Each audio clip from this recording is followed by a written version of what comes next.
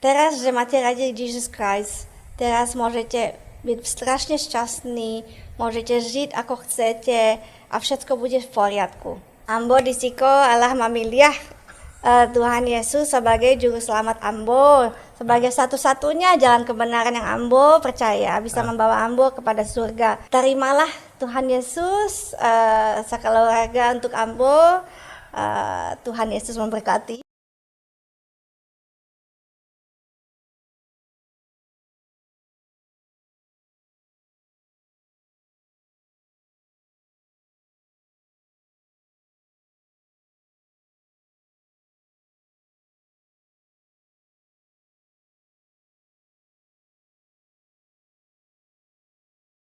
Oke, ada yang bisa baca ini? Shema Shema Yisrael, Adonai Elohim, Adonai Echad. Ini sudah sidur. Dan ini adalah kalimat syahadat orang Israel. Kenapa harus ada doktrin Trinitas dalam doktrin yang berlaku di gereja? Kenapa ini penting? Ya. Trinitas itu muncul karena manusia hendak mensistemisasi Tuhan. Apakah ini salah? Enggak terlalu salah, enggak salah juga gitu. Karena sebenarnya Trinitas ini adalah satu doktrin sebagai akibat dari satu pengertian yang salah. Maka untuk meluruskannya, Bapak Gereja Tertullianus kemudian memberikan satu formula untuk meluruskan satu paham yang salah. Ya. Kenapa kok orang itu suka ingin mensistemasikan Allah? Ya karena dia pengen memahami Allah. Apakah ini salah? Enggak terlalu salah, oke-oke aja gitu kan. Tapi kita coba lihat ini. Ya, Anda lihat ada ikan di sini. Nah, Anda bayangkan Anda jadi ikan.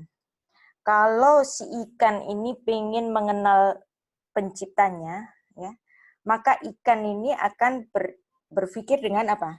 Logika ikan.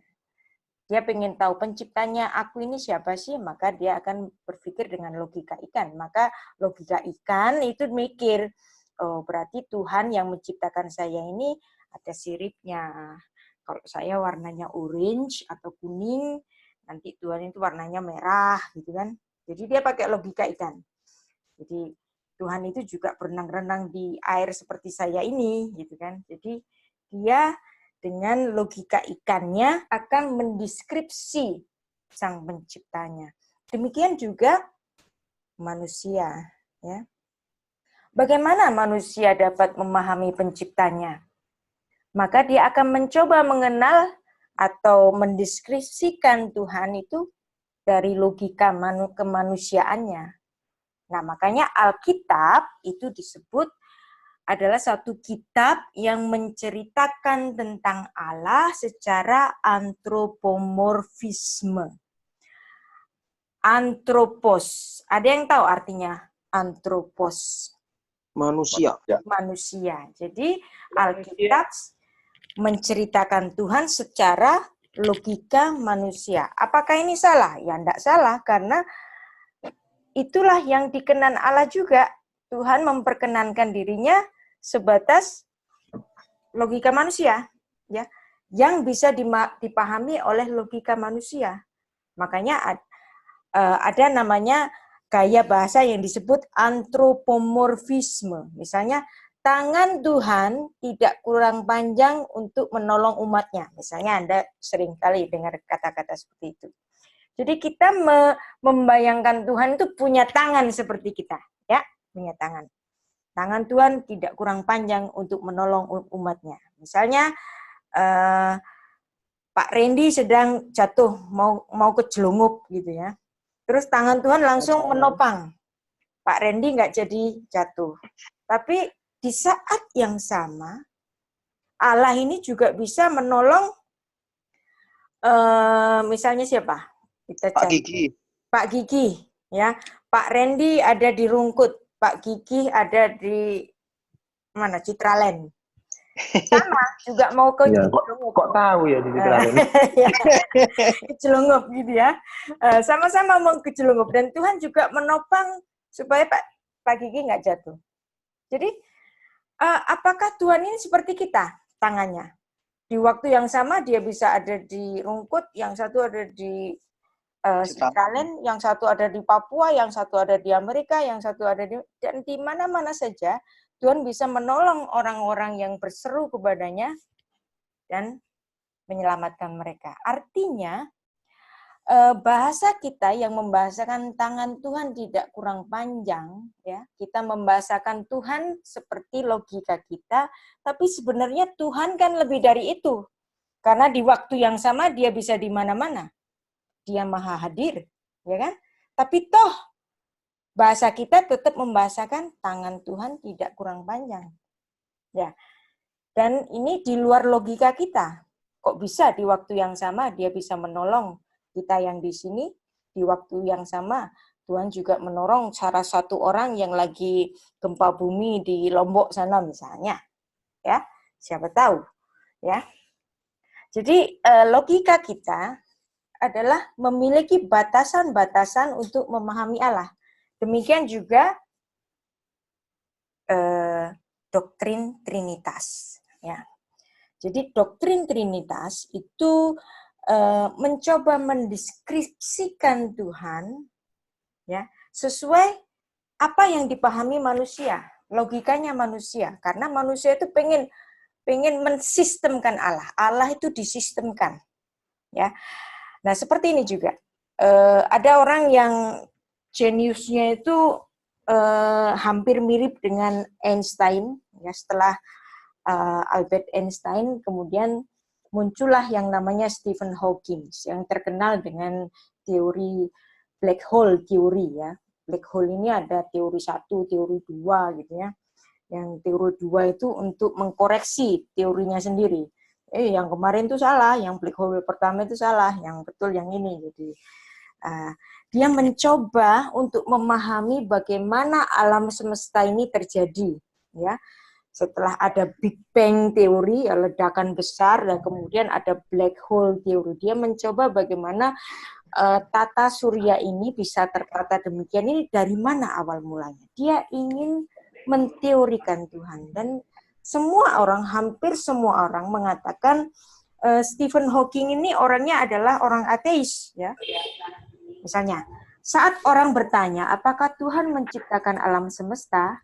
Saya mengatakan bahwa pertanyaan itu tak masuk akal. Waktu tak eksis sebelum Big Bang. Jadi tak ada waktu bagi Tuhan untuk menciptakan semesta. Tak ada waktu bagi Tuhan untuk menciptakan semesta. Stephen Hawking ini ateis? Mungkin dia ateis, tapi mungkin dia sedang memahami Tuhannya, gitu kan? Dengan logika dia gitu. Dia ingin menteorikan segala sesuatu. Film mengenai Stephen Hawking kan judulnya apa? Ada yang masih ingat? Theory of Everything. Ya. Orang ini pintar sekali. Orang yang lumpuh semuanya total, tinggal saraf-sarafnya saja yang masih bekerja. Tangannya nggak bisa gerak, ya, tinggal saraf-saraf matanya ini, tapi toh dia bisa berkomunikasi dari nerve-nya itu. Jadi dia punya komputer ini yang di depannya ini. Nah, gerakan-gerakan dari nerve-nya itu bisa mengetik kata-kata. Luar biasa sekali. Dan itu adalah rancangannya sendiri. Jadi dia walaupun lumpuh seperti ini, dia bisa berkomunikasi dengan orang lain dan orangnya sebenarnya lucu. Orang yang sakit kayak begini biasanya 6 bulan sudah mati, tapi dia bisa hidup lebih dari 30 tahun setelah divonis penyakitnya ALS itu. Nah, Anda lihat di sini. Tidak ada waktu bagi Tuhan untuk menciptakan alam semesta. Saya membenarkan ini karena coba lihat di sini. Ini kan rekan-rekan saya. Ya, tidak sempurna tapi cukuplah buat kita untuk membayangkan siapa Tuhan. Jadi katakanlah ini adalah alam semesta dan ini adalah Tuhan, dan Tuhan itu di luar dimensi waktu yang di dalam ini, ya. Ketika Musa menceritakan hari pertama, Allah menciptakan langit dan bumi, hari kedua, bla bla bla, hari ketiga, bla bla bla, ya. Kemudian hari keempat baru diciptakan bulan dan matahari, ya.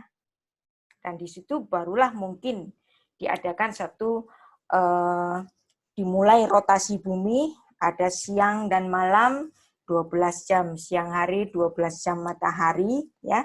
Barangkali dimulai dari hari keempat, ya. Jadi artinya dimensi di luar tata surya ini ada Tuhan yang di luar waktu. Apakah ini waktu yang sama dengan yang di dalam? Sama apa enggak sih? Beda. Beda. Beda. Jadi di sini nggak bisa diomongin ini waktu karena ini adalah dimensi kekekalan dan ini kita di sini yang fana ini ada di sini gitu kan. Jadi pernyataan dari Stephen Hawking sini ya betul. Karena di luar ini bukan waktu seperti yang di dalam, bukan?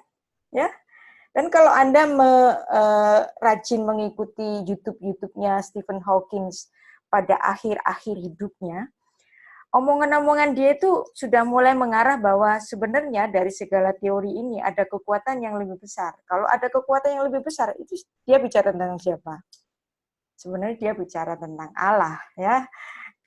Oke, kita nggak usah terlalu banyak ngomong tentang Stephen Hawking, tapi yang pasti di sini manusia itu selalu ingin mengenal Allah dari logikanya, dan itu nggak terlalu salah, boleh saja. Namanya juga curiosity, ya. Nah, Alkitab itu adalah satu kitab suci yang menceritakan tentang Allah, Allah yang berkenan dikenal dalam logika manusia. Maka bahasa-bahasa di sini itu menggunakan bahasa antropomorfisme. Kita sudah belajar tentang wajah Allah, bukan?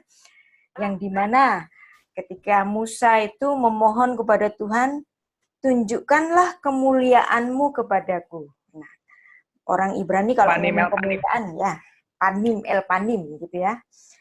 Wajah-Mu tunjukkanlah padaku. Terus Tuhan berkata, tidak ada orang yang tahan melihat wajahku, karena kalau mereka melihat wajahku, pastilah mereka mati. Ya, karena manusia sudah jatuh dalam dosa, Tuhan itu Maha Suci, maka manusia tidak dapat lagi melihat Tuhan. Ya. Nah, kemudian Tuhan memberikan, meluluskan sedikit dari permintaan Musa itu dengan menunjukkan apanya? Punggungnya. Punggungnya. Apakah punggung itu seperti punggung kita? Akharai, belakangku, ya sebenarnya. Jadi dalam Alkitab kita nulisnya diterjemahkannya dengan punggung. Nah, kata punggung di sini ini kan antropomorfism, ya. Jadi untuk menggambarkan Allah dalam logika manusia. Emang Allah punya punggung? Emang punggungnya Tuhan itu seperti kita? Kan enggak, gitu kan? Jadi artinya ada banyak sekali bahasa-bahasa, gaya bahasa antropomorfisme untuk menggambarkan Tuhan. Tapi apakah Tuhan itu betul-betul seperti penggambaran-penggambaran ini? Saya rasa Tuhan jauh lebih besar dari itu. Ya, kita itu seperti titik di sini. Ini kan saking buminya saya besarkan. Sebenarnya kalau ini tata surya, bumi tentulah hanya titik di sini. Tapi ini saya besarkan supaya jelas aja gitu kan. Nah, kalau ini tata surya ini ada di dalam genggaman Tuhan, maka kita menjadi sangat kecil. Kita seperti ikan tadi kan, ya, dibanding dengan kemuliaan Tuhan yang maha besar di sini yang menciptakan, bukan? Jadi siapalah kita mau menggambarkan Tuhan yang maha besar ini? Ya kan? Jadi Tuhan bisa dikenal dari antropomorfisme. Ya, termasuk tadi doktrin Trinitas itu adalah doktrin yang menggambarkan Tuhan dalam logika yang bisa dikenali oleh manusia. Tapi tentulah Tuhan lebih dari itu. Ya. Baik. Ada yang nggak setuju dengan pernyataan saya ini? Silakan. Atau ada yang menambahkan? Setuju. Setuju, Bu. Setuju banget. Sementara masih setuju ya. Oke. Kita baca kalimat syahadat orang Yahudi. Shema Israel. Adonai Eloheinu. Adonai Echad. Dengarlah hai Israel. Tuhan itu Allah kita. Tuhan itu Esa. Ya, Esanya kayak gimana sih? Apakah Tuhan itu huruf matematika? Satu ya satu. Seperti tadi, Anda harus ingat, penggambar segala penggambaran tentang Tuhan itu sebenarnya hanyalah sebatas Promosi antropomorfis. memang. Ya. Oke, dan Tuhan lebih dari itu. Dan kalimat syahadat tadi berasal dari Ulangan 6 ayat 4. Dan Tuhan Yesus pun ketika ditanya oleh orang-orang Yahudi mengenai kalimat syahadat ini, ya, Tuhan Yesus juga menunjuk kepada Ulangan 6 ayat itu, 6 ayat 4 itu, ya. Yang bunyinya juga sama, Shema Israel, Adonai Eloheinu, Adonai Echad. Ya. Merujuk kepada kalimat syahadat. Nah, karena Trinitas itu adalah bahasa Latin, maka ada yang mencoba menerjemahkan menjadi Hashilus Hakodes yang tiga atau ketigaan yang kudus. Ya. Nah, kalau kita kan istilahnya apa untuk menerjemahkan Trinitas? Trinitas kan bahasa Latin. Bahasa Indonesianya apa? Tritunggal. Ya. Ketika yang Tunggal asal. ya. Ketiga yang esa, ya, Tritunggal, ya. Oke, nah dalam bahasa Inggris Trinity atau Holy Trinity, ya. Nah ada juga yang menyebut Trinitas ini dengan Shilisyah, ya. Tapi sebenarnya kata Shilisyah itu lebih bermakna trio daripada Trinitas, daripada Tritunggal, ya. Kata yang paling mirip dengan Trinitas itu adalah Tritunggal. 3 tapi 1, 1 tapi 3, gitu kan. Bahasa Indonesia bagus sekali untuk menerjemahkan Trinitas. Ya. Dan biasanya kalau di gereja-gereja Katolik itu ada yang menggambarkan, memvisualkan kira-kira Trinitas itu seperti ini. Ini Bapa, ini Putra, ini Roh Kudus. Sehingga orang lain kalau lihat gambar ini ngomong apa? Oh iya Tuhan, wong Kristen Tuhan anjing telu. telu. Ada Telu gitu kan. Nah, Tambah bingung. tambah bingung ya. Padahal ini kan hanya untuk apa? Menggambarkan. Jadi seperti tadi, ini juga hasil dari rekaan manusia dalam apa? Antropomorfisme. Dia ingin menggambarkan Tuhan. Ini kan bikinan seorang seniman. Seniman teologi, ya, seorang teolog tapi seniman. Dia menggambarkan Trinitas seperti ini, di surga itu seperti ini, ya. Ada Bapa, ada Putra, ada Roh Kudus. Tapi kalau lihat gambar ini, buat orang yang tidak paham mengenai Trinitas itu langsung ngomong Tuhan wong Kristen telu gitu kan. Nah, sebenarnya apakah Trinitas itu salah? Enggak juga, karena Bapak Gereja Tertullianus itu mendasarkan doktrinnya itu dari Matius 28 ayat 19 ya. Dan kita harus membaca ayat ini secara pesyat. Anda harus memperhatikan ini satu-satu juga bentuk-bentuk grammar yang digunakan ya. Anda lihat di sini.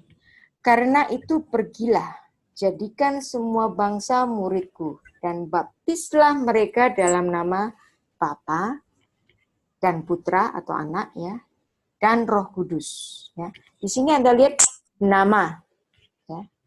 Jadi namanya satu apa lebih dari satu? Satu. Ya. Bagaimana Bicara dengan satu. bahasa Inggrisnya? In the name. Satu atau plural? Satu. Satu. Satu. Bukan names ya. Nah, bahasa asli Yunaninya nulis apa? Onoma. Ya. Onoma ini apa? Plural apa singular? Singular. Kalau Singular. pluralnya apa untuk onoma? Onomati. Onomata. ya. Onomata. Ya. Di sini nulis singular. Nah, di sini Bapak Gereja Tertullianus memberikan satu poin di sini. Nama yang ditulis satu, tetapi ada 3 oknum. Ya, ada Bapa, ada Anak, ada Roh Kudus. Tapi yang menjelaskan tentang nama itu ditulis dengan singular. Berarti 3 ini 1. Berarti 1 ini 3, gitu kan? Ya bukan? Iya. Ya. Bagaimana dengan naskah bahasa Ibraninya? Kita baca ya. Leshem, ya. Shem ini plural apa singular? Singular. Kalau pluralnya jadi apa? Shemot, ya. Jadi di sini Shemnya 1. Tapi isinya Shem ini siapa? Ada Ha'af, ada Vehaben, ada Ruah HaKodes. Jadi 1 nama untuk ketiga oknum. Maka dari sini Bapak Gereja Tertullianus melontarkan satu istilah yang namanya Trinitas. Paham sampai di sini ya? Jadi apakah Trinitas itu salah? Enggak, karena ada dasarnya. Tapi apakah para rasul yang sebelum Tertullianus ini salah kalau dia nggak ngerti tentang Trinitas? Enggak salah juga kan? Dia percaya Yesus adalah Tuhan, ya. Hanya saja waktu itu istilah Trinitas itu belum dipahami, belum ada, gitu kan? Nah, saya paling ingat itu khotbahnya Pak Kris Marantika, almarhum, ya. Pak Kris Marantika itu pernah khotbah, dalam khotbahnya itu yang paling saya ingat itu dia ngomong gini. Trinitas itu tidak bisa dipahami oleh orang-orang yang memiliki latar belakang Semit, ya. Termasuk Islam itu kan Semit, ya. Agama Semit, agama Samawi, ya. Jadi orang Semit, orang Yahudi, orang Arab, orang Semit itu kalau dicekoki Trinitas langsung dilepeh. Jadi kamu nggak usah ngoyo-ngoyo, ngapain ngomong Trinitas sama orang yang pasti akan memuntahkan itu. Cukuplah kamu bicara tentang Yesus adalah Allah yang inkarnasi, Allah yang menjelma menjadi manusia. Gak usah ngomong Trinitas, karena pasti dilepeh, gitu ya. Tapi kenapa Trinitas menjadi bagian penting dalam gereja-gereja yang lain? Terutama gereja-gereja Barat. Karena orang Barat itu, dia suka mensistemisasi.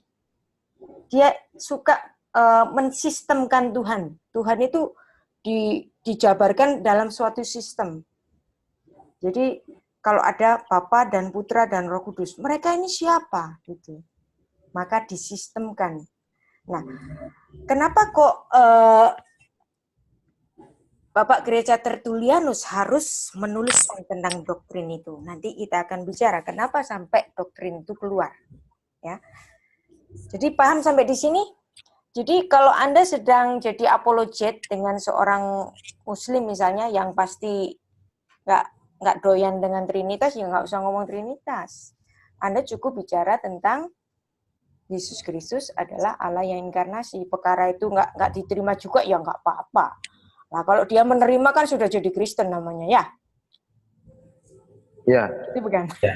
Iya. Jadi, bagi saya, ya, dalam pandangan pribadi saya ini, juga berpijak pada apa yang pernah dikhotbahkan oleh almarhum Pak Kris Marantika tadi. Kalau sama orang yang nggak suka sama Trinitas, ya sudah, nggak usah ngomong Trinitas, gitu kan? Ngomong yang lain aja, gitu kan? Oke. Nah, tadi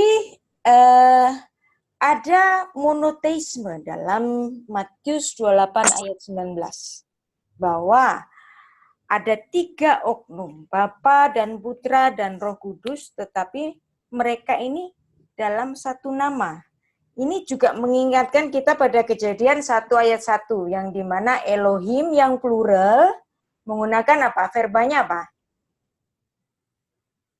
Bara. Bara, verbanya tunggal. Elohim, tapi yang seharusnya verbanya baru, tapi ditulis dengan bara. Kenapa? Ya memang Tuhan itu kompleks. Ya.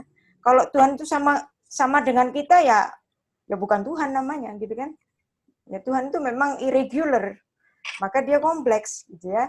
Jadi seperti ini juga, ketika Yesus menjelaskan, baptislah mereka dalam nama Bapa dan Putra dan Roh Kudus, namanya itu ditulis dalam singular. Di sini Bapak Gereja Tertullianus membaca ayat secara pesyat, kok aneh, ya. Nah, kita kalau Anda mahasiswa STT pasti juga diajari ya tentang pengantar bahasa Yunani, ya.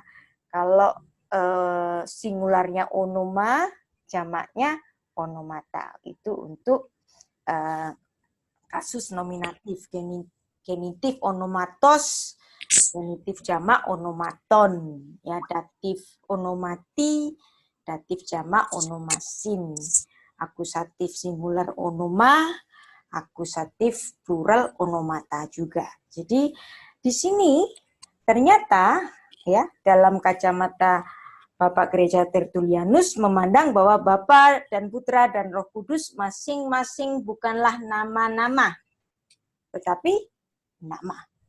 Ya. Nah, Trinitas. Karena Trinitas ini bahasa Latin, maka tentulah ini adalah doktrin warisan gereja Ritus Latin. Tertullianus itu adalah uskup di Kartago. Kartago itu Tunisia, ya. Harusnya dia nulisnya dengan bahasa Yunani barangkali, tapi dia lebih suka menulis tulisan-tulisannya itu dalam bahasa Latin. Jadi makanya Trinitas itu bahasa Latin, ya. Nggak masalah, yang penting kita tahu apa artinya. Doktrin Trinitas yang dituliskan oleh Bapak Gereja Tertullianus, ya, dia lahir tahun 155 Masehi, meninggal tahun 230 Masehi. Tres personae una substantia, ya. Discresia non sparatur.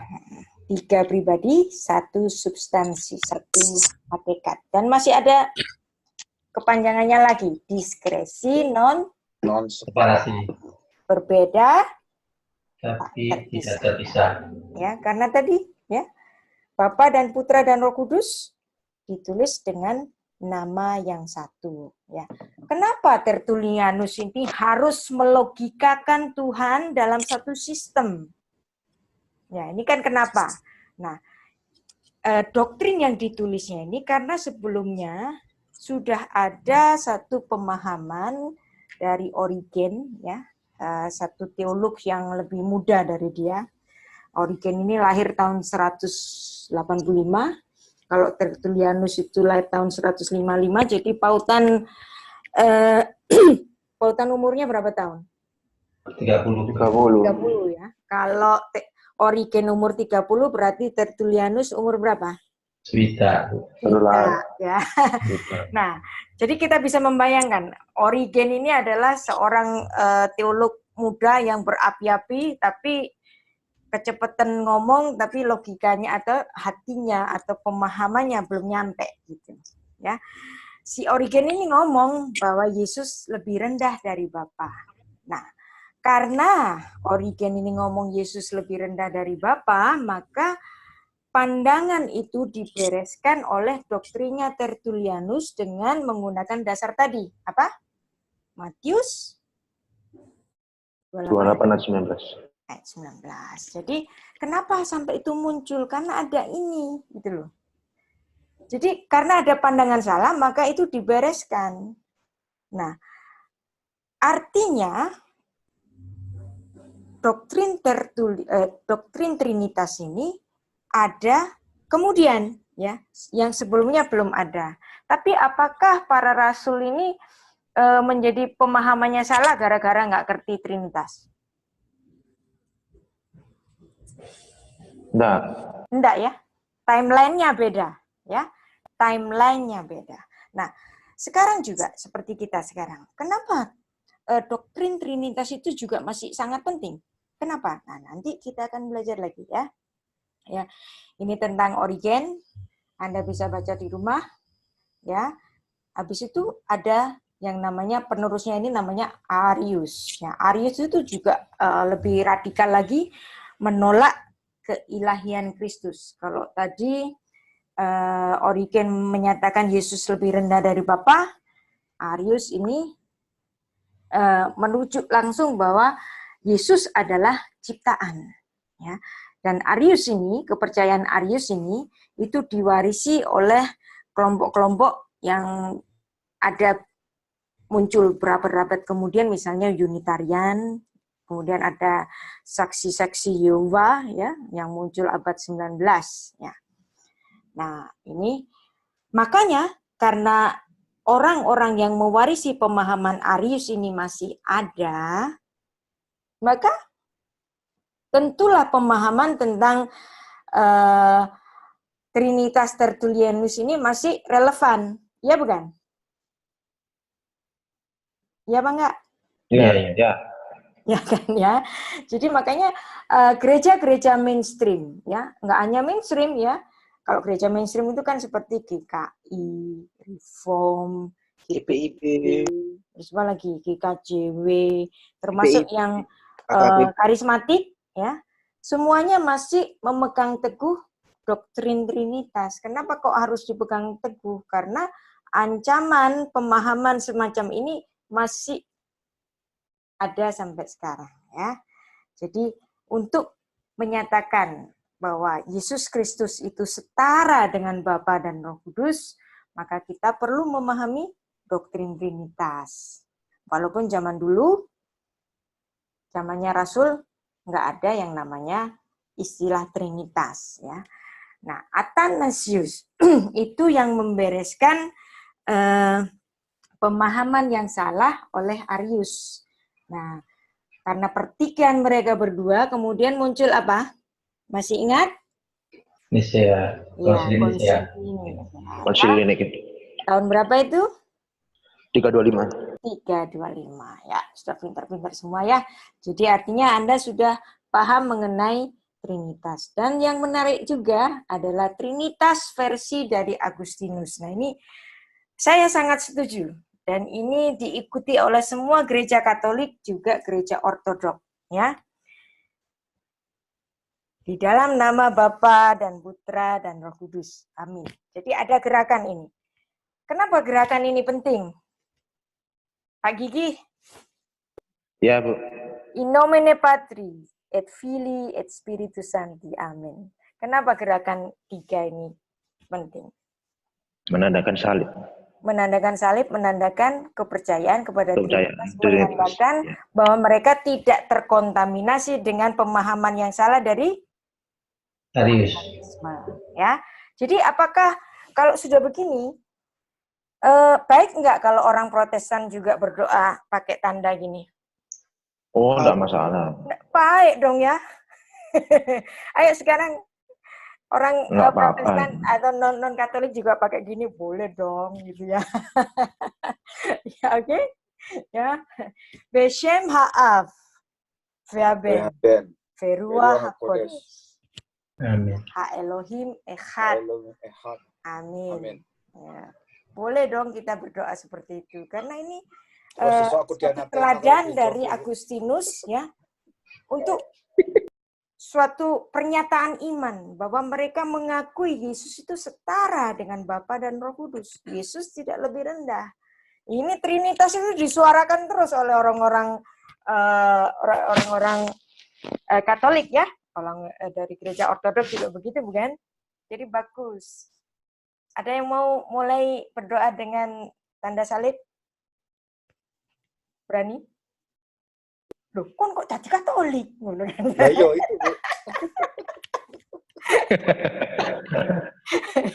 Ya kan jadi gitu. Kita itu suka ngasih stigma. Padahal pemahaman ini baik ya. Ini adalah Kagetan, Bu. ya, kagetan ya. Terus besok dipanggil apa gembala sidang. Heeh. Guru remaja kok nganggo tanda salib apa maksudnya?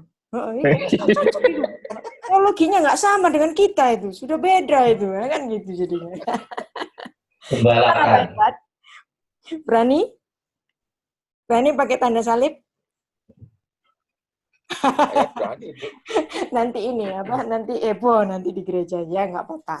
Ya jadi seandainya dari antara kita yang non Katolik berdoa dengan di dalam nama Bapa dan Putra dan Roh Kudus, amin. Boleh dong ya. Karena kita Terserah mau yang pakai kanan atau kiri terserah. ya, terserah kanan apa kiri ya, no problem ya. Oke. Nah, ini adalah satu ilustrasi juga yang untuk menunjukkan Trinitarianisme. Ya, nggak apa-apa. Ya, ada yang mempersoalkan gambar ini. Ya, nggak apa-apa ya. Buat saya itu mau digambar apa saja, yang penting dia percaya Yesus Tuhan dan Allah, wis cukup, wis gak apa-apa lah, mau digambar apa saja, pakai istilah apa saja, atau pakai ilustrasi apa saja, ya silakan. Karena kita itu sudah di antara orang Kristen sendiri itu suka saling menyalahkan gitu tentang deskripsi Trinitas itu sendiri, juga ilustrasi-ilustrasi yang digunakan. Ya, kecuali ada deskripsi atau istilah yang sangat aneh, nah itu baru saya teriak. Kalau masih dalam wajar-wajar ya oke lah, beda-beda sedikit nggak apa-apa ya. Jadi ini Bapa, Putra, ya, dan Roh Kudus. Bapa itu berbeda dengan Putra, Putra berbeda dengan Roh Kudus berbeda dengan Putra. Tapi hakikatnya mereka ini sama, apa? Allah. Ada yang mengilustrasikan dengan demikian. Tapi ada juga yang nggak setuju. Ada yang nggak setuju nggak dengan pernyataan seperti ini? Saya setuju. Kenapa nggak setuju? Kenapa? Nggak apa-apa, kan diskusi kita. Saya nggak setujunya karena Yesus menyatakan diri, aku datang dan keluar dari Bapa. Aku datang dan keluar dari Bapa. Oke, terus? Berarti Yesus itu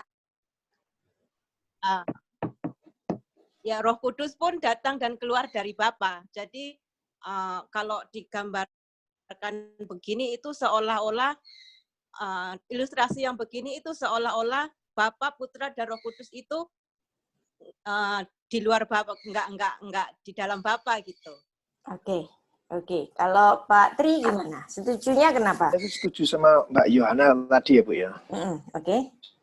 Soalnya apa? Kalau misalnya Allah Bapa kita masukkan di luar, lebih baik apa enggak lebih baik Bapaknya itu di dalam, karena Bapa Allah Yesus dan Firman itu kan keluar dan datangnya dari Bapa. Jadi gambarnya itu harusnya Bapaknya yang di tengah. Bapaknya yang di tengah. Oke, ya. Suki, ya. Jadi ada yang nggak setuju. Memang ini juga jadi kontroversi. Ilustrasi semacam ini jadi kontroversi juga. Nggak apa-apa, kita catat itu sebagai satu perbedaan. Tapi ada yang membenarkan ini sebagai ilustrasi. Suki, ya. Jadi ini kita nggak terlalu pusingkan ini. Ada juga yang menuliskan gambaran dengan gambaran yang lain. Jadi betul-betul seperti person, ya. Ada Putra, ada Bapa, Roh Kudusnya dalam bentuk merpati. Ya, ini kan merujuk kepada apa? Pembaptisan Yesus. Yesus Sang Putra ada di situ. Kemudian ada Bapa yang bersuara, inilah anakku yang kukasihi, padanya aku berkenan. Terus ada gambaran Roh Kudus seperti burung merpati, ya kan?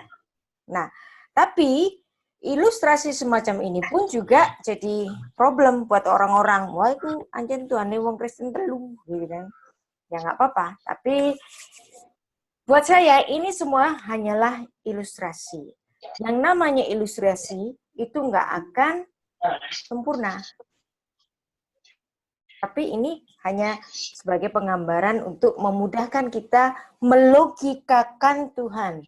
Kita itu ikan, sedang berlogika dalam logika ikan tentang Tuhan yang menciptakan ikan itu, gitu kan? Kan seperti itu. Ya. Nah sekarang kita sering dibully gara-gara Trinitas ini. Janganlah kamu mengatakan Tuhan itu 3. Yohana? Ya, Bu. Ya kan? Sering kan? Ya. Dibully gara-gara ini. Ya. Jangan kamu Ari juga mengatakan sering, Bu. Tuhan itu 3, gitu ya. Oke, terus satu lagi yang ngomong. Ya. Padahal sekali-kali tidak ada Tuhan yang berhak disembah selain Tuhan yang Esa. Ya. Nggak ada Tuhan yang lain. Tuhan itu pokok Esa. Nah, dan kemudian ada pemahaman dari sini bahwa ada Allah Bapa, Allah Ibu, Maria, dan Yesus. Apakah ini konsep yang ditulis oleh Tertullianus? Bukan. Bukan, ya. Tertullianus tahun berapa kira-kira? Abad kedua Masehi. Quran itu abad berapa Masehi? 6. 6. 7. 6, ya, 6 atau 7. 7 ya. Jadi duluan mana? Duluan Tertullianus. Tertullianus. Jadi apakah ini konsep Tertullianus yang Bukan. dipersoalkan oleh Al-Quran? Bukan. Walaupun dia pakai kata Trinity loh bahasa Inggrisnya, Yusuf Ali. Yusuf Ali nggak bisa nerjemahin itu. Karena Itu dia pakai Trinitasme Trinity, maka orang-orang Islam menganggapnya ini adalah Trinitasnya Tertullianus, padahal bukan. Ya, kita baca lagi. Ya, ayat 116. Jadikan aku dan ibuku 2 orang Tuhan selain Allah. Berarti konsep yang ditulis di Al-Quran ini apa? Allah Bapa, Allah Ibu, dan apa? Allah Anak. Ya, kan? Jadi telu. Ada Bapak, ada Ibu, ada anak. Tapi seandainya ayat ini dilontarkan kepada kita orang Kristen, ini adalah tuduhan yang apa? Keliru. Salah alamat. Karena kita tidak mempercaya ada God the Father, ada God the Mother, ada God the Son. Artinya, apakah Quran ini salah? Enggak salah. Karena memang dalam konsep-konsep agama paganisme itu ada juga tentang triteisme. Triteisme tapi bukan trinitasnya orang Kristen. Ya. Jadi yang dipersoalkan oleh Al-Quran ini triteisme, tapi bukan trinitasnya orang Kristen, walaupun Yusuf Ali menggunakan kata Trinity di sini. Paham ya? Jadi jangan takut kalau dibully oleh orang Muslim menggunakan ayat-ayat semacam ini. Kita pakai berpikir secara wajar dengan hati yang tenang. Oh, apa yang ditulis dalam kitabmu itu sebenarnya tidak untuk mengoreksi pemahaman kami tentang Trinitas. Karena yang dikoreksi oleh Al-Quran itu adalah triteisme. Karena Allah Bapa, Allah Ibu, dan Allah Putra. Dan itu bukan yang ditulis oleh Tertullianus. Paham sampai di sini? Oke? Paham, Bu. Ya. Ya, Bu, ya. Apa itu triteisme? Ada triteisme. Jadi Quran nggak salah. Inilah yang dikecam oleh Quran, ya. Ada Isis, ada Osiris, ada Isis, ada Horus, ya. Nah, Isis itu dewi. Jadi Isis itu Allah ibu, Osiris Allah bapa, Horus itu anaknya. Ada tridewa, triteisme. Inilah yang barangkali yang sedang dikecam dalam ayat itu. Tapi ayat itu tidak bicara tentang Trinity-nya Tertullianus. Ada juga triteisme yang lain, misalnya ada Bacchus, Apollos, dan Jupiter. Ya. Nah ini juga triteisme, keluarga dewa ayah, dewi istri, dan dewa anak. Ya. Dan orang Kristen tidak mempercayai adanya Tuhan Bapa, Tuhan Ibu, dan Tuhan Anak. Ya, triteisme bukan trinitas dan trinitas bukan triteisme. Paham sampai di sini atau ada yang menambahkan? Silakan. Barangkali saya kurang atau Anda mau mengkoreksi, silakan. Mariama, ya. Oh ya, kolitrian. Ya, betul, Ya. betul, Bu. Baik. Jadi triteisme juga, tapi bukan trinitas. Karena triteisme yang sedang dikecam oleh Quran ini kan, jadikanlah aku dan ibuku dua orang Tuhan selain Allah. Jadi ada ibu dan anak di sini kan? Dan itu bukan trinitas. Ya. Baik, Itu sebenarnya juga saya nambahin dikit, Bu. silakan. Itu konteksnya karena menghadapi bidat-bidat Kristen juga. Karena bidat Kristen kan memang ada yang menuhankan Maria dan menganggap Yesus itu Tuhan yang nomor 3. Itu bisa dilacak dalam sirah nabawiyahnya Ibnu Hisham. Dalam dialog antara orang Kristen Najrin itu sama Muhammad itu. Karena argumen mereka itu paham mereka itu memahami bahwa Isa Al-Masih itu Tuhan yang nomor 3. Itu konteksnya menurut saya juga seperti itu. Memang bukan buat mengkritik orang Kristen yang berpusat di Antioquia waktu itu. Ya, oke. Ya, betul. Maka muncullah ayat laqad kafaral ladzina innallaha salisu salasa. Mantap. Oke, terima kasih tambahannya Pak Gigi dan Yohana ya. Jadi ayat-ayat tadi seandainya dilontarkan untuk orang Kristen, jadi kita tahu itu adalah tuduhan yang salah alamat. Ya, itu adalah kecaman untuk orang lain, tapi bukan untuk kita. Orang Kristen sendiri itu juga saling menyalah-nyalahkan kalau deskripsi Trinitasnya itu nggak sama dengan dia. Anda satu gereja, coba tanya dari tetangga-tetangga Anda di kursi yang sederet. Doktrin Trinitas itu apa sih? Nanti kan jawabannya beda-beda. Nah, kemudian ada juga yang istilahnya itu modalisme, ya. Atau ada juga yang sabelianisme. Gitu. Pokok kak setuju, wah kamu itu modalisme, kamu itu sabelianisme. Selalu menggunakan julukan-julukan hanya karena deskripsinya itu nggak sama. Ya. Dan memang doktrin Trinitas ini adalah doktrin yang menjadi rumit karena yang bikin rumit itu kita sendiri, ya. Dan para teolog-teolog sesudahnya. Jadi Trinitas versi Tertullianus menjadi berbeda dengan Trinitas versi John Calvin. Trinitas versi ini, teolog ini berbeda dengan teolog yang itu, gitu kan. Nah, ini sabellianisme itu membedakan bahwa Bapa itu Allah yang mencipta. Kemudian Putra itu adalah Allah yang menebus, karena fungsinya adalah menebus dosa manusia. Kemudian Roh Kudus itu Allah yang menyucikan. Nggak usah jauh-jauh. Misalnya Allah yang mencipta. Itu dikatakan Bapa. Berarti Putra nggak menciptakan, bukan? Menciptakan. Menciptakan. Nggak menciptakan kalau menurut ini ya. Oh, kalau menurut saya. Kalau kita membaca dari Yohanes 1 ayat 3, itu konsep ini tentulah salah, ya kan? Karena Yohanes menuliskan bahwa Sang Firman yang nuzul menjadi manusia itu dia yang menciptakan. Coba dibaca. Ayo, Hakol Nihyah Al-Yado. Ya.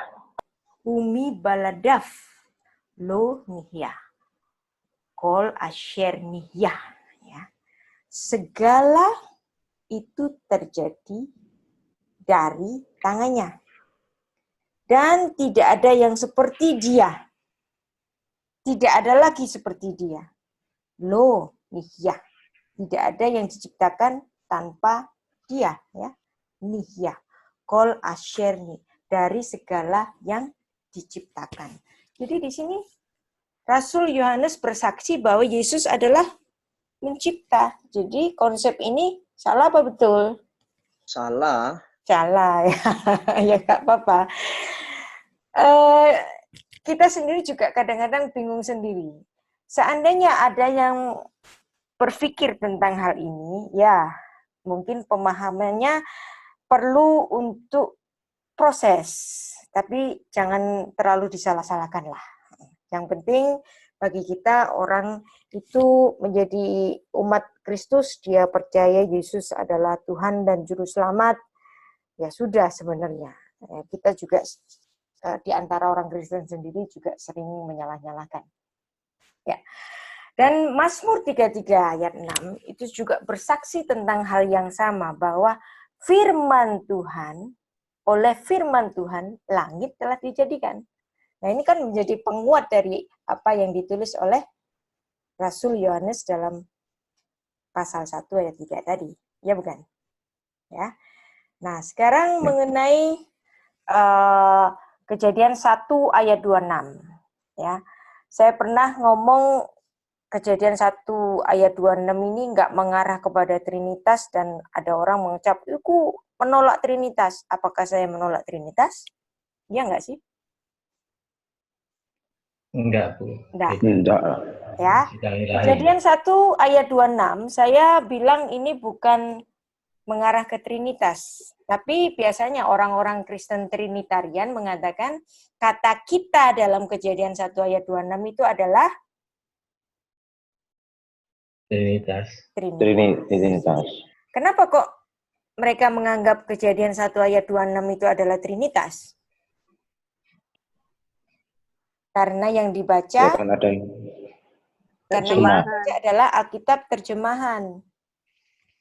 Kalau kita membaca Alkitab ini dalam bahasa asli, kita akan tahu bahwa Kejadian 1 ayat 26 itu tidak mengarah kepada Trinitas, tetapi sabda Tuhan di dalam sidang ilahi. Dan bagi kita yang sudah belajar tentang Peshat, Kejadian 1 ayat 26 itu tidak berdiri sendiri. Anda harus membaca bersama-sama Kejadian 1 ayat 26 langsung ke 27. Dua ayat harus dibaca bersama-sama sehingga Anda akan tahu bahwa Kejadian 1 ayat 26-nya ini bukan mengarah kepada Trinitas. Kalau seandainya tesis saya mengatakan bahwa Kejadian 1 ayat 26 ini bukan Trinitas dan itu dianggap salah, gitu ya. Saya lebih menganggap bahwa Kejadian 1 ayat 1 itu lebih Trinitas daripada Kejadian 1 ayat 26. Karena Elohim yang plural itu menggunakan verba yang singular.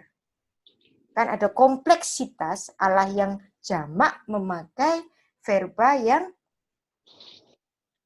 singular. Ya. Dan ini bukan gara-gara saya belajar bahasa Ibrani terus sok Yahudi gitu, bukan. Karena memang orang Yahudi rabbinik sendiri pun mengatakan bahwa Allah sedang bicara kepada malaikat yang ada di sekelilingnya. Dan ini adalah sidang ilahi. Namun Kristen yang Trinitarian mengatakan Bapa sedang bicara kepada Anak dan kepada Roh Kudus. Kenapa kok yang Trinitarian itu bilang begini? Karena mereka melihat kata kita. Kitanya sendiri di dalam Alkitab terjemahan bahasa Inggris maupun bahasa Indonesia. Nah, karena kata kitanya itu dianggap sebagai Trinitas, mereka menolak bahwa ini adalah Allah bicara dalam sidang ilahi, karena dalam konsep orang Trinitarian gak mungkin para malaikat diajak turut mencipta. Apakah betul para malaikat diajak turut mencipta? Ya apa enggak sih? Ya enggak. Enggak, ya? tidak, Bu. Tidak. Seperti tadi, saya ngomong, Kejadian 1 ayat 1 bagi saya ini lebih Trinitas daripada Kejadian 1 ayat 26. Karena Elohim yang jamak menggunakan bara yang singular. Singular. Ya, kompleksitas ini seperti doktrin Trinitas, 3 tapi 1, 1 tapi 3 gitu. Elohim yang jamak kok memakai verba yang singular gitu. Lalu bagaimana dengan ini ada di buku saya, dan dia berfirman, ya. Ini singular atau plural? Vayomer dari kata amar. Terus ada yod di sini. Kalau ada kata yod, singular. Jadi, dan dia berkata. Siapa yang berkata?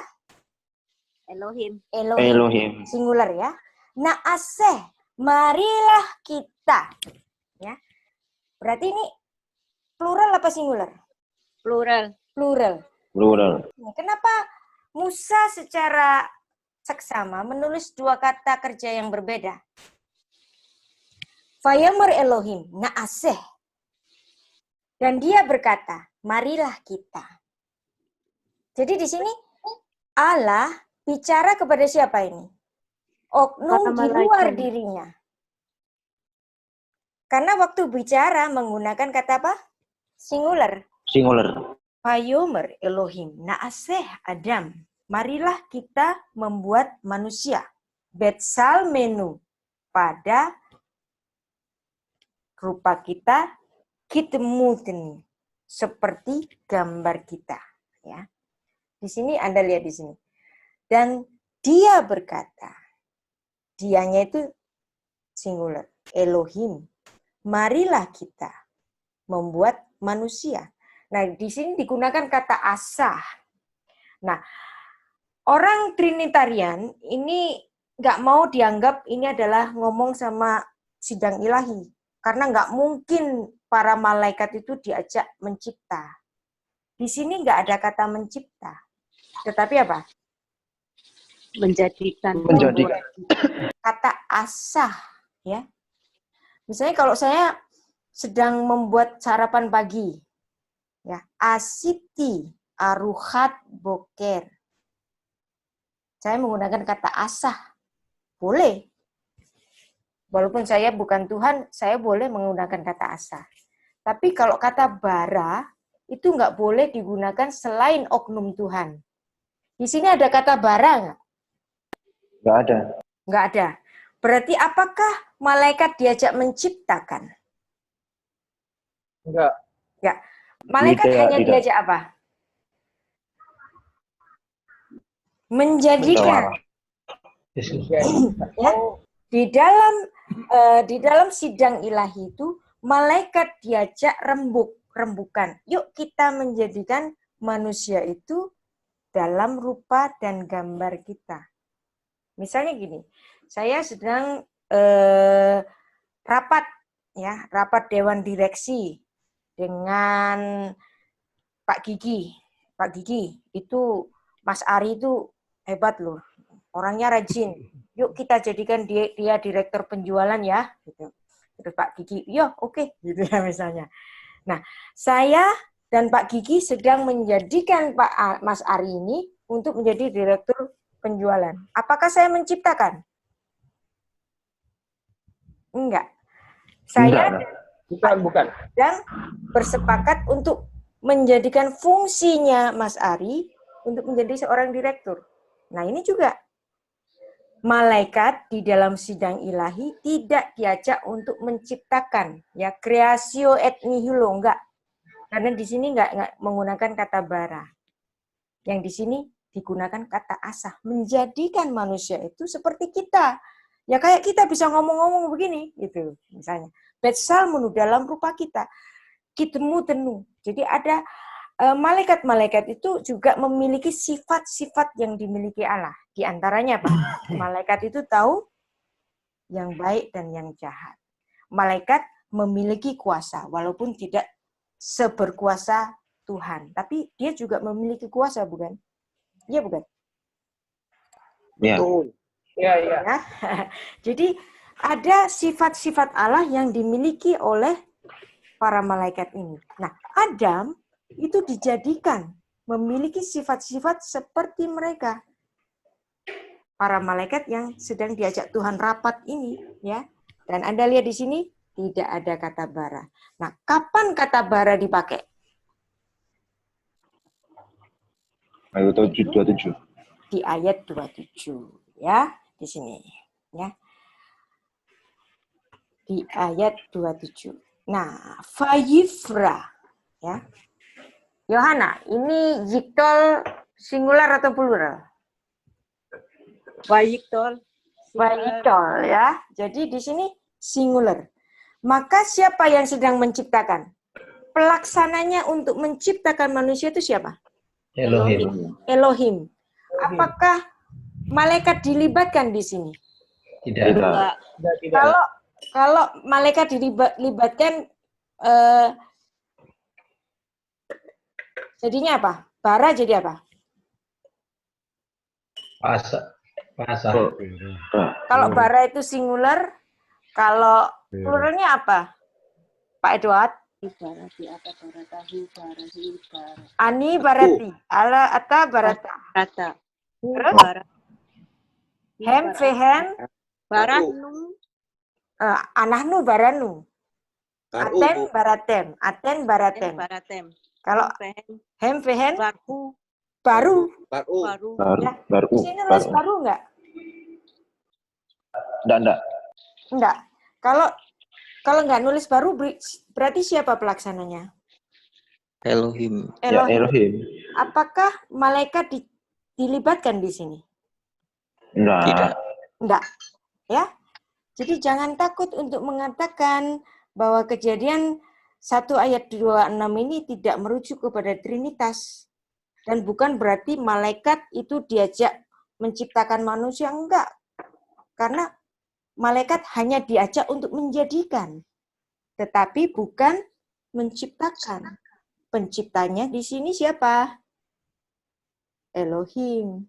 Karena di sini pakai kata kerja singular semuanya. Ya kan?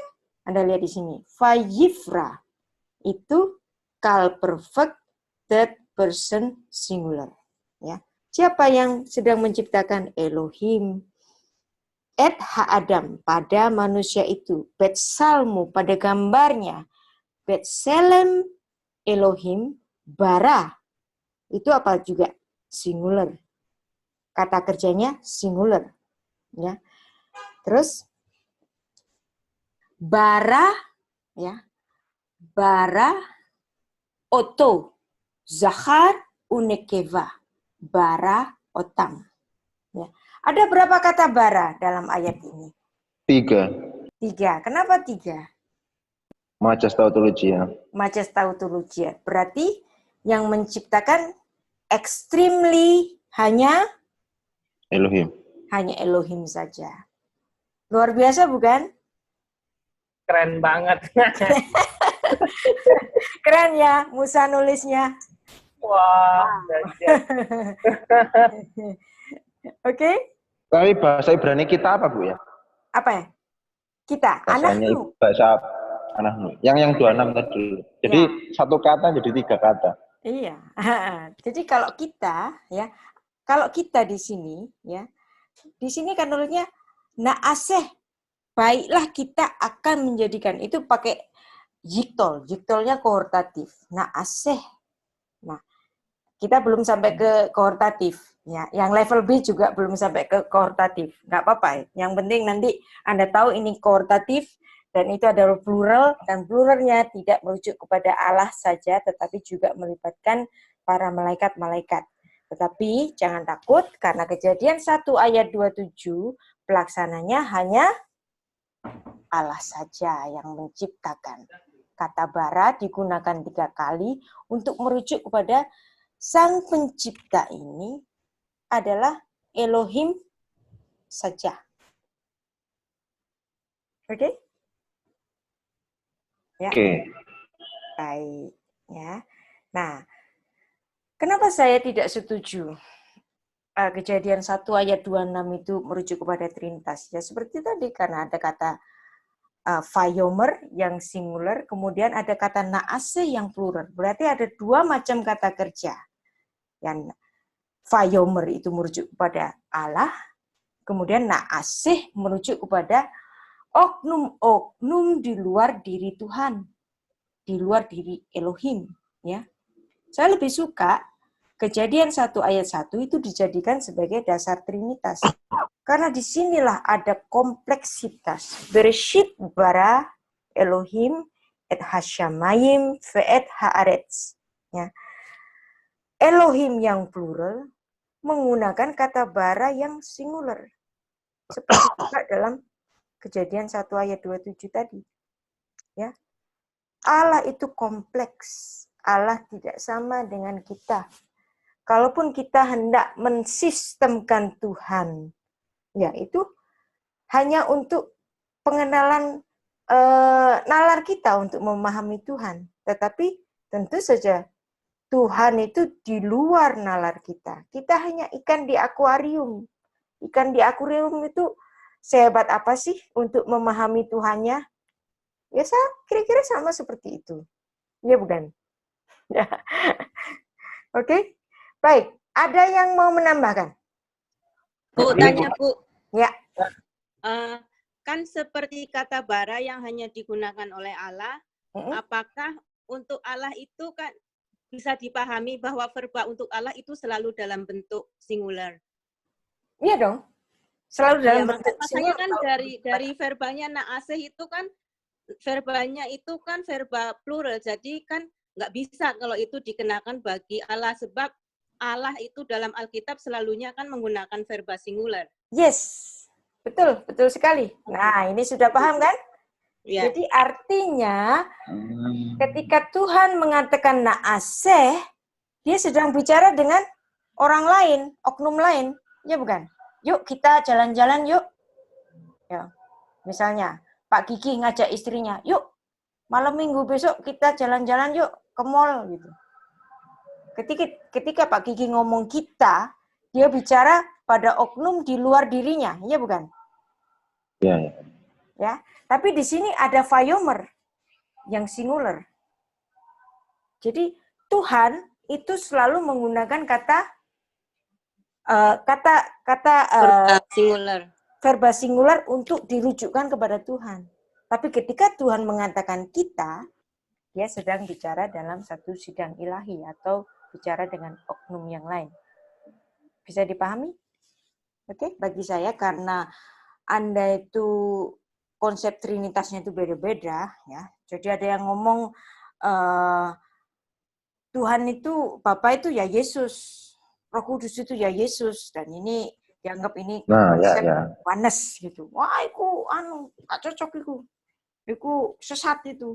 Ya, kita itu jangan bagi saya orang itu kan memiliki satu tahapan-tahapan dalam dia memahami Tuhan. Jadi kalau seandainya dia sedang mendeskripsikan apakah Trinitas itu, jangan kita serta-merta menjudgment dia deskripsinya itu salah. Biarkanlah dulu, karena yang namanya pemahaman kepada Tuhan itu adalah satu proses. Buat saya yang menjadi penting dari semuanya ini itu adalah titik krusial dari Trinitas itu sendiri. Siapa yang menjadi titik krusial dari Trinitas itu? Dari ketiga oknum ini, siapa yang paling krusial? Saya tanya. Yesus. Yesus. Ya. Karena titik krusialnya itu adalah Yesus, maka ada yang percaya Yesus itu adalah Tuhan, ada yang nggak percaya Yesus itu adalah Tuhan.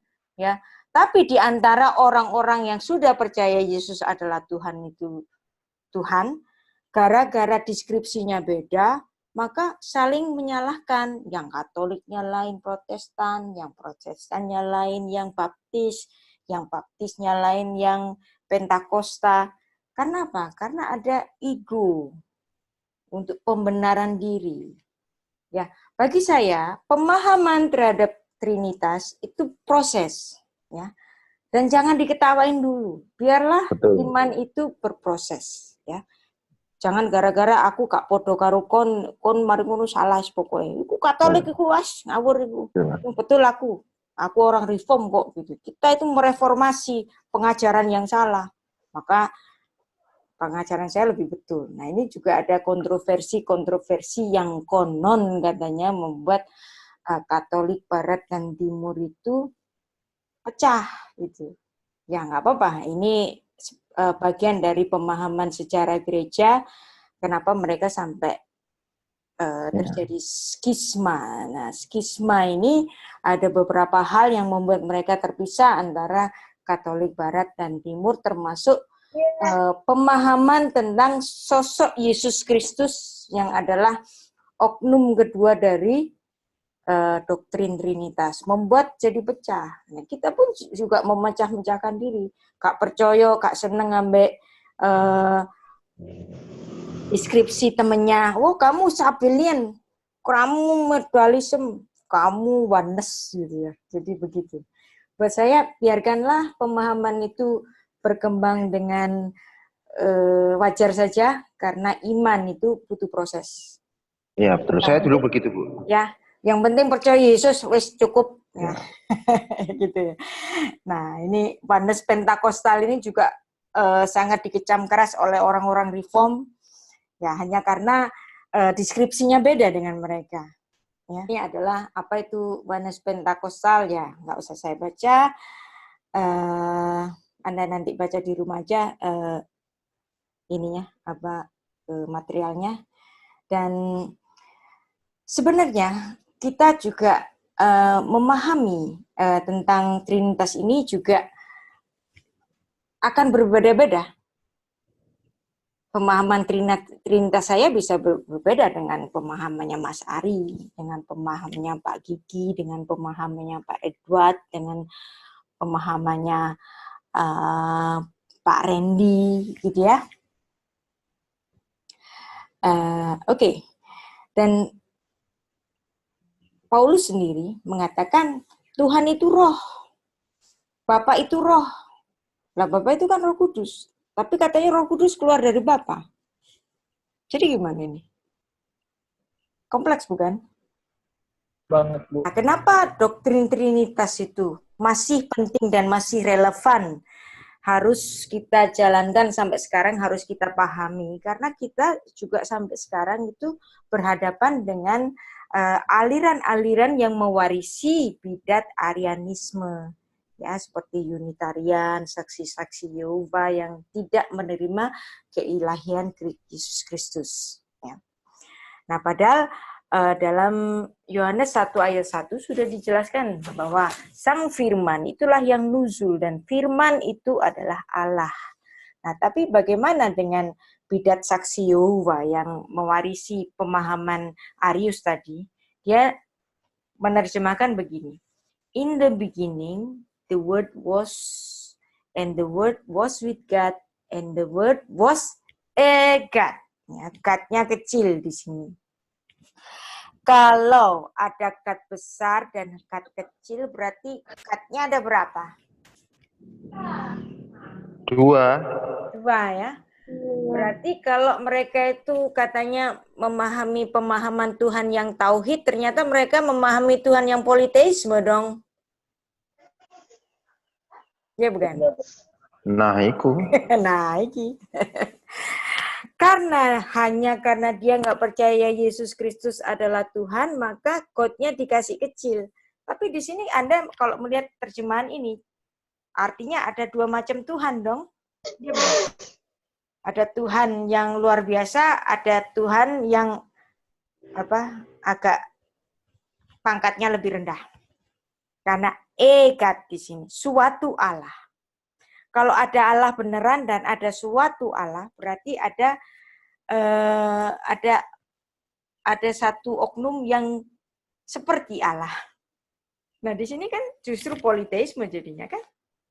Nah, padahal di sini kalau kita membaca Yohanes di sini sedang menceritakan, memulai Injilnya sebagaimana orang Yahudi memulai membaca tanah. Bereshit bara Elohim et hashamayim ve'et haaretz. Nah, di sini Yohanes menulis apa? Bereshit hayah hadavar.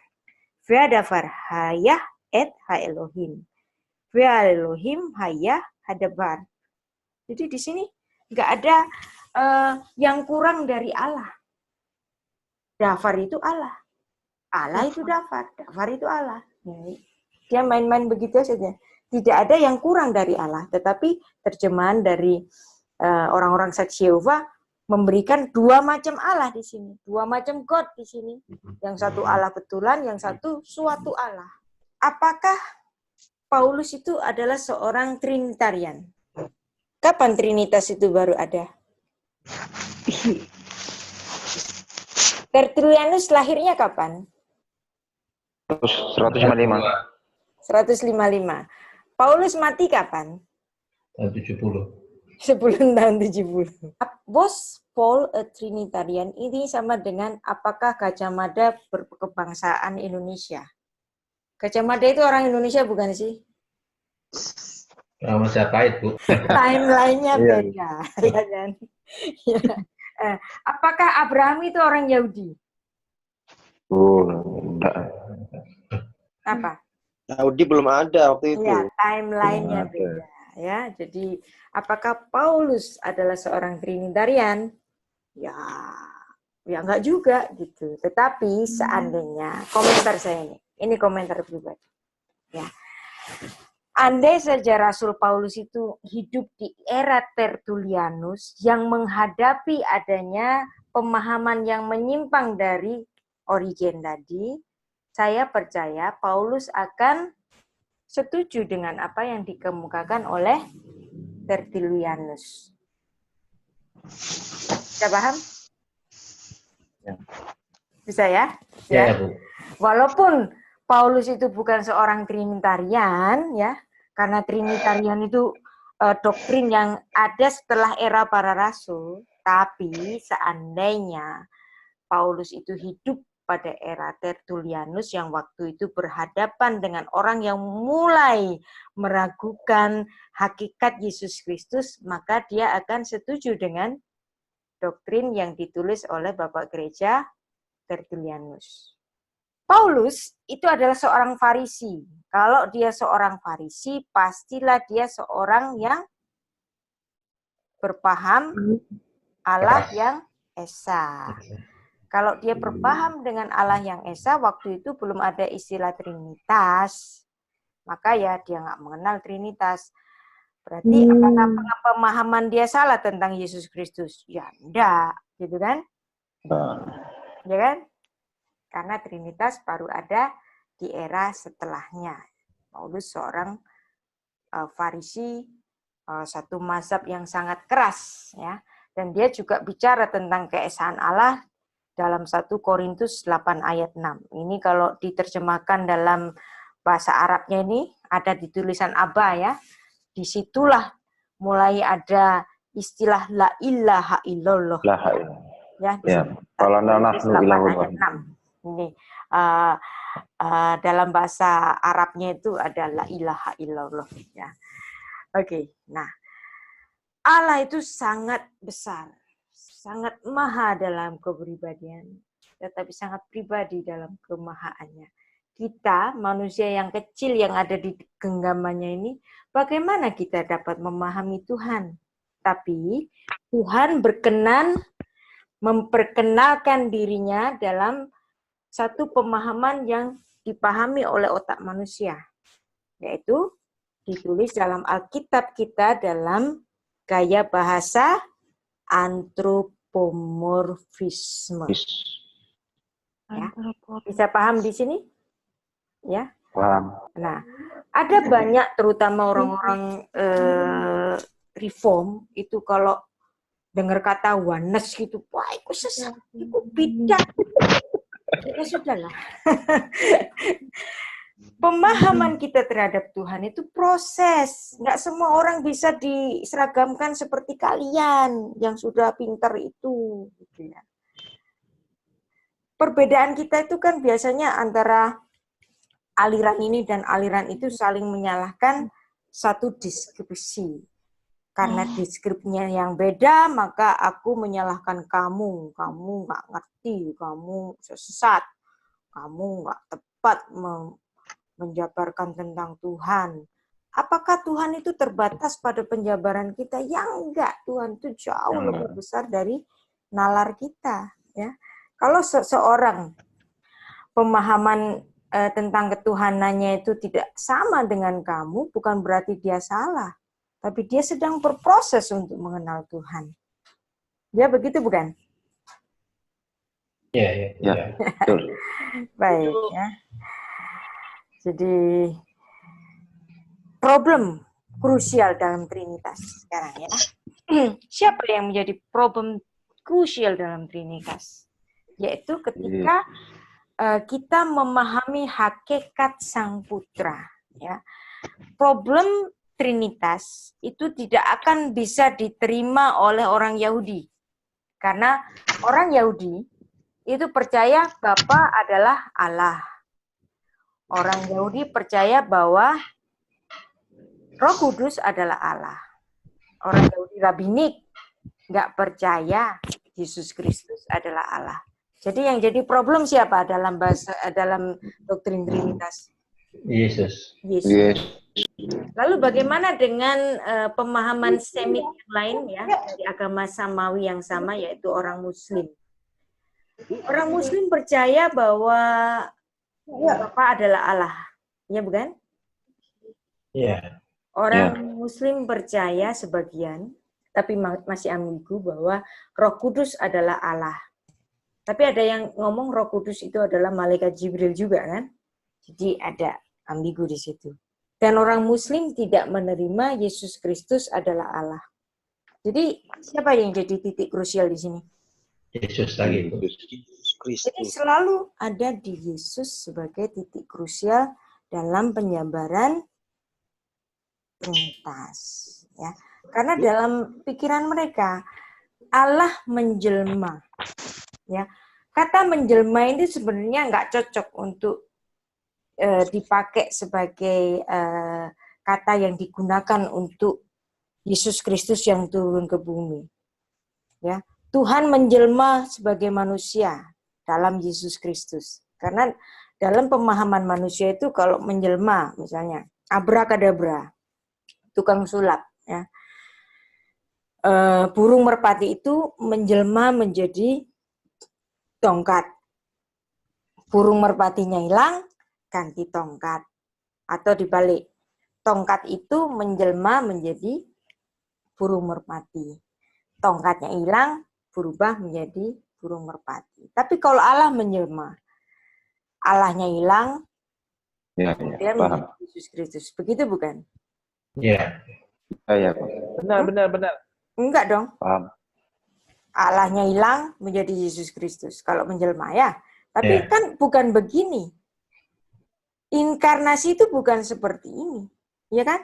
Kalau Yesus itu adalah firman dan firman itu yang nuzul ke bumi, apakah kemudian Allah menjadi bisu karena nggak ada firman? Enggak juga kan? Buktinya Allah bisa menyatakan inilah anakku yang kukasih, kepadanya aku berkenan. Nah, Tuhannya nggak bisu. Tapi kok firman yang menjadi manusia? Ya karena Tuhan itu beda dengan pemahaman kita. Dan kata menjelma ini tidak cocok untuk dikenakan kepada Yesus. Tapi kadang-kadang ya bolehlah digunakan dalam pemahaman tertentu. Ya, lebih baik Allah menyatakan di dalam Yesus Kristus. Ya. Dia yang menyatakan diri dalam rupa manusia. Inkarnasi. Jadi sebenarnya kata menjelma itu tidak cocok digunakan sebagai gambaran dari inkarnasi Allah. Mungkin dari jalmo itu loh, Bu. Jalmo manungso. Menjelma. Iya. Jalmo moro, jalmo mati. Jalmo moro, jalmo mati. Kalau masuk rumah sakit pemerintah ya, jalmo moro, jalmo mati. Ya. Baik, nah ini juga masih berkisar antara ilustrasi-ilustrasi tentang Trinitas. Ya, apa-apa, ada yang nggak setuju, ada yang setuju, that's okay. Karena semua itu, semua dalam proses. Maka dalam pemahaman saya, karena titik krusialnya itu adalah Yesus Kristus, ya, maka bagi saya ya, Anda nggak harus sama dengan saya. Setiap orang yang bisa mengimani Yesus Kristus adalah Tuhan dan Allah, dia sudah paham Trinitas dalam pemahamannya masing-masing. Begitu bukan? Ya. Ya, bisa diterima tesis Bisa. semacam ini? Ya, ya Bu. Bisa ya? Bisa Jadi Bu. buat kita jangan terlalu mempersoalkan diri pada penjabaran Trinitas. Karena setiap orang yang sudah mempercayai Yesus Kristus adalah Tuhan dan Allah, dia itu sebenarnya sudah memahami Trinitas dalam kapasitas tempurung otaknya masing-masing gitu ya. Perkara nanti penjabarannya itu enggak sama, ya enggak apa-apa lah. Kan yang penting itu iman kepada Allah yang inkarnasi ini, yang olehnya ya kita diselamatkan. Seperti Yohanes 1 ayat Yohanes 3 ayat 16. Oke? Ini adalah konklusi saya. Dan Anda bisa menambahi atau bahkan tidak setuju. Kalau ada yang menambahi silakan, kalau ada yang tidak setuju boleh silakan. Ayo, Pak Salah mungkin? Setuju, Bu. Setuju. Saya cuma menambahkan aja, jadi Setuju. pendapat Pendeta Silakan. Stefano yang bilang bahwa Trinitas itu adalah melampaui akal manusia tapi tidak bertentangan dengan akal manusia. Yes, tepat sekali. Melampaui akal manusia, tetapi tidak bertentangan dengan akal manusia. Mensistemisasi Allah, tetapi tidak bertentangan dengan akal manusia. Dan karena Tuhan berkenan, dikenal dengan pemahaman antropomorfisme. Memahami Tuhan secara manusiawi, karena kita manusia. Baik. Terima kasih Pak Salah.